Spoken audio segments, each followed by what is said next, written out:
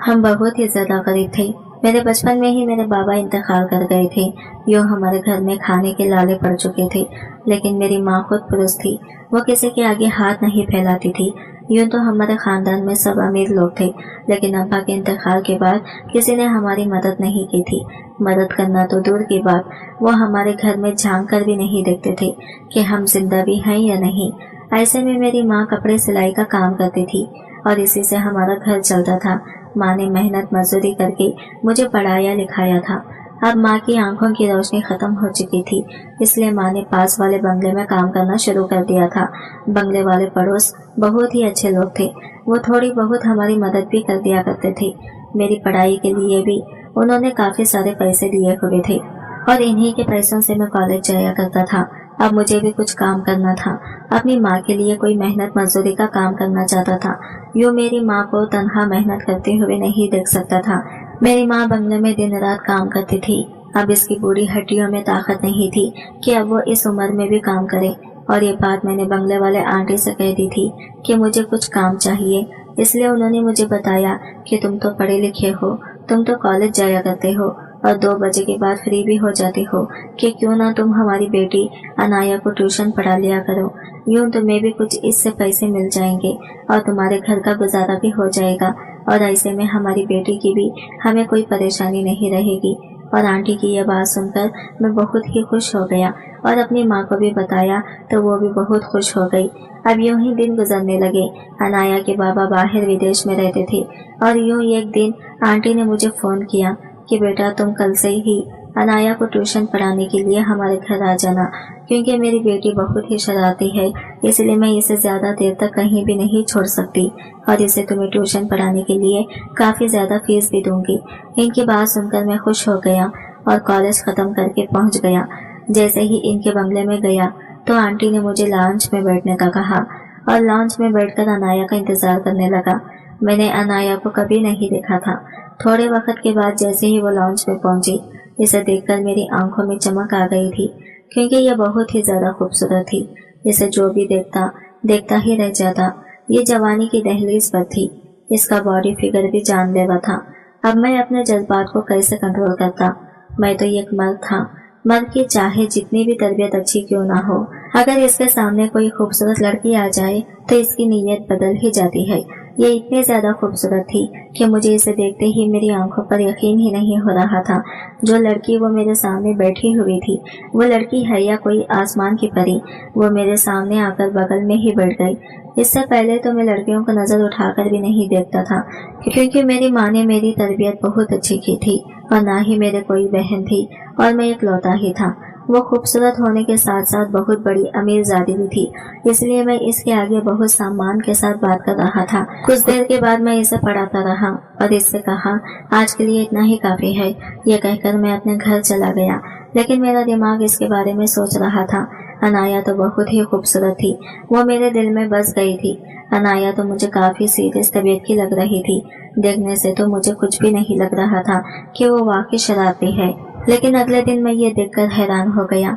मैं अनाया को बिना बताए इसका घर चला गया था। जब मैंने इसे छोटे ड्रेस में देखा तो मैंने जल्दी से आंखें झुका ली। वो अपने दोस्तों के साथ खेल रही थी। मैं जब भी इसको देखता मेरे दिल के जज्बात उभरते रहते थे और यूं ही मैं नजरें झुकाए खड़ा हुआ था। जब इसकी नजर मुझ पर पड़ी तो वो भागकर अपने कमरे में चली गई और अपने कपड़े चेंज करके मेरे पास आई और पढ़ने के लिए बैठ गई। अब वो थोड़े बहुत बड़े कपड़े पहनकर आई थी। इससे पहले तो इसने इतने छोटे कपड़े पहने थे कि इसे देखते ही मर्द की नीयत खराब हो जाती और मैं अपना सर झटक कर इसे पढ़ाने लगा। अब मैं इसकी तैयारी करवा रहा था और इससे कहा कि मैंने तुम्हें टेस्ट की बहुत अच्छी तैयारी करवाई है और तुम्हें अपने क्लास में अव्वल नंबर से पास होना है। नहीं सर, मुझे बायोलॉजी को समझ नहीं आती। मैं इसमें अच्छे नंबर तो नहीं ला सकती, लेकिन पास जरूर हो जाऊंगी। मैं इसकी बात सुनकर इस पर गुस्सा होते हुए कहने लगा, मैंने तुम्हें इतनी अच्छी तैयारी करवाई है और तुम कह रही हो कोशिश करूंगी इम्तिहान में पास होने की। तुम्हें किसी भी हाल में इस टेस्ट में पास होना ही है, वरना मैं तुम्हें ऐसी सजा दूंगा कि तुम सोच भी नहीं सकती। वो मेरी इस तरह की बातें सुनकर हैरानी से मुझे घूरे जा रही थी और अगले दिन इसका टेस्ट था और सच में इस टेस्ट में वो फेल हो गई थी। मैं इसको खूब बातें सुनाई और इसे कहा अब सजा भुगतने के लिए तैयार रहना। मैं अब दिल में कुछ और ही सोच रहा था। मेरे ऊपर शैतान सवार हो चुका था। मैं इस लड़की के साथ कुछ गलत करना चाहता था। इसकी खूबसूरती मेरे वजूद को कपा रही थी। वो मुझे हैरान नजरों से देख रही थी। मैंने इससे कहा मेरे पास आओ। मैं अपने चेहरे पर शैतान मुस्कुराहट डाले इसे अपने पास बुला रहा था। अनाया बहुत ही कम उम्र और मासूम सी लड़की थी। वो मेरी बात मानकर मेरे करीब आ गई। मैंने इससे पूछा तुम कितने साल की हो? वो कहने लगे मैं तो 14 साल की हूँ और मैं 21 साल का था। और मैं इससे कहने लगा अगर मैं तुम्हें कोई भी सजा दूंगा तो क्या तुम अपने घर वालों को वो सजा बता दोगी? वो मासूमियत से कहने लगी नहीं सर, मैं आपकी सजा क्यों बताऊंगी। मैं इसकी बात सुनकर खामोश हो गया था।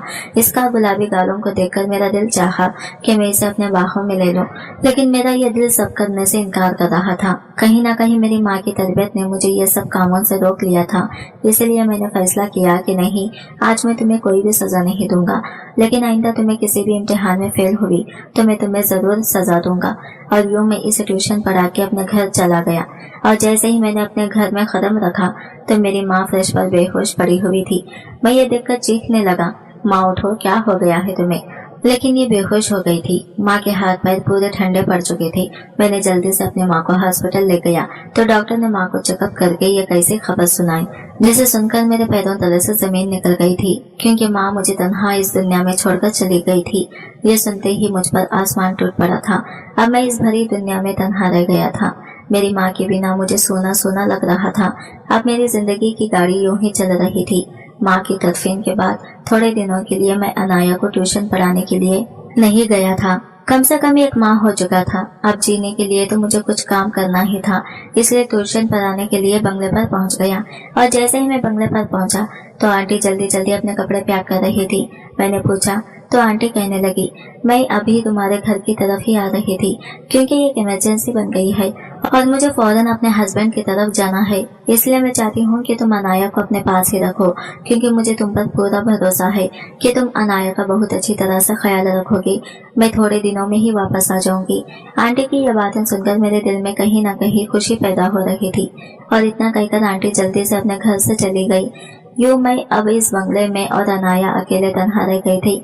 दिन तो किसी तरह से ढल गया, लेकिन रात कैसे गुजार सकता था। अनाया को लेकर मैं अपने घर आ चुका था। माँ के मरने के बाद मैं घर में तन्हा ही रहता था। हमारा घर एक ही कमरे पर मुश्तमिल था, इसलिए अनाया को कमरे में सुला दिया और मैं बाहर सहन में सो गया। आधी रात का वक्त था। मैं अपने जज्बातों को कंट्रोल करके सोने की कोशिश कर रहा था, लेकिन मुझे नींद नहीं आ रही थी, क्योंकि इतनी खूबसूरत लड़की मेरे घर में अकेली थी। मैं कैसे अपने जज्बातों को कंट्रोल कर सकता था। रात के 3 बजे थे और तूफानी बारिश शुरू हो चुकी थी।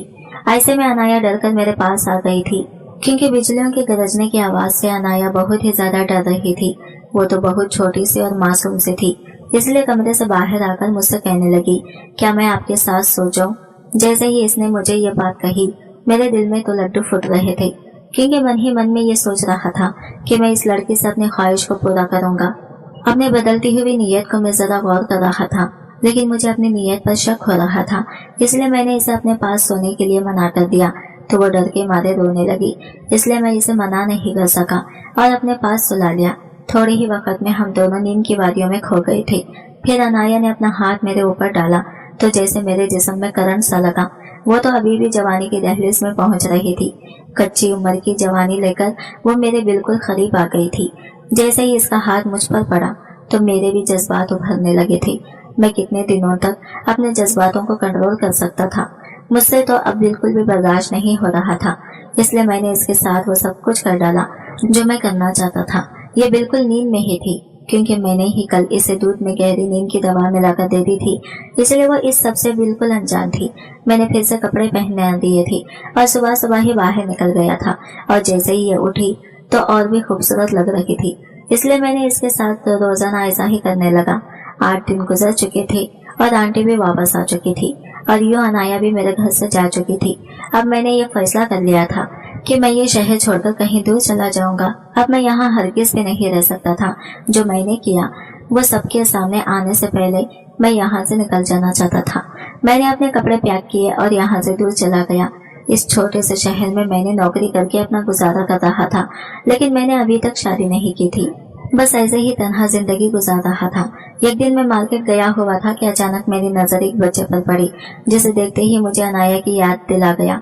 वो बच्चा दौड़कर अपनी माँ के गले लग गया। इसकी माँ पीठ किए पीछे को खड़ी थी। मैं ये सब नजारा देखकर कुछ इमोशनल फीलिंग्स जागी थी। मैं ये देखकर आगे निकल रहा था कि कोई बच्चे की आवाज आई, बाबा। मैंने जैसे ही पीछे मुड़कर देखा तो ये कोई और नहीं बल्कि वही बच्चा था जो बिल्कुल अनाया की शक्ल का था। बहुत ही खूबसूरत था। ये बाबा बाबा कहते मेरे पैर पकड़ लिए। मैं जैसे ही इस बच्चे को उठाने लगा तो मेरी नजर सामने खड़ी एक लड़की पर पड़ी, जिस पर नजर पड़ते ही मेरे होश उड़ गए थे, क्योंकि वो लड़की कोई और नहीं अनाया ही थी। क्या यह अनाया का बच्चा था? मैं तो इसे देखते ही शॉक्ड हो गया था। वो एक बच्चे की माँ बन गई थी और वो भी मुझे सामने खड़े दुखी भरी नजरों से देख रही थी। धीरे धीरे कदम बढ़ाते हुए वो मेरे पास आई थी और मुझसे कहने लगी, तुमने तो इस रात मेरी जिंदगी बर्बाद करके रखी थी। अनाया, क्या ये तुम्हारा बच्चा है? तभी अनाया ने मेरी बात काटते हुए कहा, ये मेरा नहीं तुम्हारा बच्चा है। मैं तो इसकी बातें सुनकर दंग रह गया था और वो मुझसे रोते हुए कहने लगी, हाँ, उस रात 8 दिन तक तुमने मेरे साथ जो किया, इसका नतीजा ये बच्चा है। जब तुमने मेरे साथ बेहोशी की हालत में वो सब कुछ करते रहे जो मैंने ख्वाब में भी नहीं सोचा था। मैं और मेरी माँ तो तुम पर अपने से भी ज्यादा भरोसा करते थे, लेकिन तुमने क्या किया मेरे साथ? तुमने तो मेरी जिंदगी बर्बाद करके रख दी। जब तुम ये शहर छोड़कर चले गए तो मेरी तबीयत बहुत ही खराब हो गई थी। जब मेरी माँ ने मुझे हॉस्पिटल ले गई तो डॉक्टर ने हमें यह कैसी खबर सुनाई जिसे सुनकर हमारे होश उड़ गए थे। तुम्हारा यूं शहर छोड़कर जाना और मुझे ये खबर मिलना, पूरा शक तुम पर जाता था। मेरी माँ ने समझ लिया था कि ये तुमने ही मेरे साथ किया है। हम माँ बेटी एक दूसरे के साथ गले लगकर फूट फूट कर रो रहे थे। अब हमारे पास कुछ नहीं बचा था तो हम इस बच्चे को इस दुनिया में ले आए। इस नाजायज बच्चे को कौन अपनाता? इसलिए मैंने शादी भी नहीं की और अब इस बच्चे के साथ रहकर अपनी जिंदगी गुजार रही हूँ। अनाया की बातें सुनकर मुझे दुख हुआ था और मैं अनाया से माफी मांगने लगा और मैं भी फूट फूट कर रोने लगी। और अब अपनी गलती को सुधारने के लिए मैंने अनाया को शादी के लिए प्रपोज कर दिया। लेकिन अनाया भी अब तन्हा थी और इस बच्चे को बाप का प्यार मिलने के लिए अनाया ने भी मुझसे शादी करने का फैसला ले लिया और यूं हम शादी करके सेटल हो गए। आज हमारी शादी की पहली रात थी। जैसे ही मैं कमरे में दाखिल हुआ तो अनाया बेड पर दुल्हन बनी बैठी हुई थी। भाई इसके करीब गया और इसका हाथ थामा और फिर से सच्चे दिल से माफी मांगने लगा, क्योंकि मैंने जो इसके साथ किया था वो माफी के लायक नहीं था। अब अनाया भी मुझे सही दिल से माफ कर चुकी थी और मेरी इस रात को रंगीन बना दिया। अब हम दोनों खुशहाली जिंदगी गुजार रहे हैं अपने प्यारे से बेटे के साथ। वो धुले हुए कपड़ों की टोकरी उठाए सीढ़ियां उतर रही थी। इसके आगे 3 साल हादी भी अपने गेंद हाथ में पकड़े सीढ़ियां उतर रहा था। अचानक वो झुका और सीढ़ियों से लड़ते हुए नीचे जा गिरा और इसके सर से खून का फौरन फूट पड़ा। हादी की चीखों में इसकी चीखें भी शामिल हो गई थी और वो टोकरी फेंक कर दौड़ते हुए सीढ़ियां उतरकर नीचे आई और इसको अपनी गोद में उठा लिया। इनकी चीखें सुनकर ताहिरा और अब्बा जी भी इन तक पहुंचे। ताहिर हादी को इस हाल में देखकर तड़प उठा। तुमने अपनी असलियत दिखा दी। अपने बच्चे के पैदा होने से पहले इसे मारने का कामयाब कोशिश की है। तुम लाख प्यार जताओ मगर तुम हो तो इसकी सौतेली माँ और आज तुमने सौतेलेपन का इस जलन को जाहिर कर ही दिया है। अगर आज मेरे बेटे को कुछ हो गया तो मैं तुम्हें भी जिंदा नहीं छोड़ूंगा, समझी? ताहिर हादी को इसकी गोद से छीनते हुए गुजारा और वो इस इल्जाम पर सुन होकर रह गई थी और अब्बा जी खामोश तमाशाई बने ये सब देखते रहे। वो हादी को लेकर हॉस्पिटल चला गया और वो सीढ़ियों पे बेदम सी होकर बैठ गई। अब्बा जी आगे बढ़े और इसके सर पर हाथ रखकर अपने कमरे में चले गए। ताहिर के अल्फाज ने इसे अंदर तक काट कर रख दिया था और इस तकलीफ से निकलने वाले आंसू इसका दामन भिगोने लगे थे। जैनब को शुरू से ही बच्चे बहुत अच्छे लगते थे। वो कल 3 बहन भाई थे, बड़ी आपा, असद भाई और जैनब अपने घर में सबसे छोटी थी। जब वो 8वीं जमात में थी तो सामने वाली नुसरत बाजी ये रिश्ते में जैनब की कजिन थी कि हाँ, इनकी सबसे बड़ी बेटी आमिना पैदा हुई। जैनब की तो समझो ईद हो गई। वो अपना सारा वक्त नुसरत बाजी के पास गुजारती और आमना को उठाए उठाए फिरती। आमना थोड़ी बहुत बड़ी हुई तो इसे अपने साथ अपने घर ले आती। आमना भी इस पर बहुत हल गई थी और इसके पास बहुत खुश रहती थी। आमना जब भी इसके पास रहती नुसरत बाजी बेफिक्र रहती, क्योंकि जैनब छोटे होने के बावजूद आमना का बहुत ख्याल रखती थी। नुसरत बाजी सबसे यही कहती, भाई सच्ची बात तो यह है मेरी आमना को तो जैनब ने ही पाला है। जैनब में कोई तो खास बात जरूर है जो बच्चे इतनी जल्दी इसकी तरफ मायल हो जाते थे और इसके पास खुश और मुतमईन रहते थे। अगर वो रोते हुए बच्चे को भी उठा लेती तो वो भी चुप हो जाता था। जैनब सेकेंड ईयर में थी जब बड़ी आपा भी आकर अमेरिका चली गई। वो 2-3 साल बाद मुश्किल पाकिस्तान का चक्कर लगा पाई थी। इनके तीनों बच्चे दूर होने के बावजूद जैनब की बहुत करीब थे। 4 साल पहले असद भाई की शादी हुई थी और इसके 1.5 साल बाद माहिन पैदा हुई थी। माहिन भी इसके साथ बहुत अटैच थी। वो बहुत अच्छी थी और बहुत मोहब्बत करने वाला दिल रखती थी, मगर पता नहीं क्यों इसकी बात अभी तक कहीं भी नहीं ठहरी थी। हालांकि इसको मास्टर्स किए हुए 5 साल होने को आए थे। इसके अम्मी अब्बू इस बात को लेकर खासे परेशान थे। ताहिर असद का बहुत अच्छा दोस्त था। असद के साथ अक्सर घर आता जाता था। असद और ताहिर की ये दोस्ती दोनों खानदानों की भी दोस्ती बन चुकी थी। जैनब अपनी अम्मी के साथ 2-3 बार ताहिर के घर जा चुकी थी और ताहिर की अम्मी हाजिरा बेगम अक्सर इनके यहाँ आ जाती थी, क्योंकि हाजिरा बेगम की दोनों बेटियां भी आकर मुल्क से बाहर जा चुकी थी। अब इस घर में 3 नफूस हाजिरा बेगम, असलम साहब और ताहिरा होते थे। फिर असद और ताहिर की शादियां भी 2-3 महीनों के फर्क से आगे पीछे हुई थी। शादी के बाद ताहिर की बीवी फाकिरा भी इसके साथ आ जाती थी। फाकिरा की जैनब और भाभी सुना के साथ खूब जमती थी। फिर हंसती मुस्कुराती प्यारी सी फाकिरा के साथ वो हो गया जो कोई सोच भी नहीं सकता था। वो डिलीवरी के लिए हॉस्पिटल गई और हादी को जन्म देखकर खुद हमेशा के लिए आंखें मोड़ गई। ताहिर इसकी फैमिली पर तो जैसे आसमान टूट पड़ा था। जैनब की फैमिली भी इस साने पर कई दिनों उदास रही। फाकिरा के इंतकाल के 3 माह बाद माहिन पैदा हुई तो ताहिर अपनी माँ के साथ इसे देखने आया। वो बहुत कमजोर और बुझा हुआ लग रहा था। जैनब ने हाजिरा बेगम से हादी के बारे में पूछा तो उन्होंने ठंडी आह भरकर कहा, क्या बताऊं इस बदनसीब के बारे में जिसने अपनी माँ का लम्स तक महसूस नहीं किया। वो बहुत कमजोर है बेटा, ये तो हकीकत है। माँ का नीमल बदल नहीं होता। मैं तो इसे अच्छी तरह से संभालती हूँ, लेकिन जरा कोताही होने पर इसकी तबीयत बिगड़ जाती है। इसकी नानी इसे अपने साथ ले जाना चाहती है, लेकिन ताहिर नहीं मानता। कहता है मेरा बेटा मेरी नजरों के सामने रहना चाहिए। बेटा तुम हमारे हक में दुआ किया करो। हाजिरा बेगम की इल्तिजा या लहजे पर जैनब ने इनके हाथ पर अपना हाथ रखकर इन्हें तसल्ली दी। वक्त कुछ आगे बढ़ा। आबादी 3 साल का और माहिन 3.25 साल की हो चुकी थी। आज हाजिरा बेगम काफी दिनों बाद इनके घर आई थी। अस्सलाम वालेकुम आंटी। वालेकुम अस्सलाम बेटा। उन्होंने इसके सर पर प्यार से हाथ फेरा। आज इनके साथ हादी भी आया था। जैनब ने इसे देखा तो बेइख्तियार माहिन से इसका मुवाजना कर डाला। हादी अपनी उम्र के लिहाज से बहुत कमजोर और सहा हुआ सा लग रहा था, और ना इसकी उम्र के बच्चे खास तौर पर लड़के के तो भाग दौड़ में दिलचस्पी लेते हैं।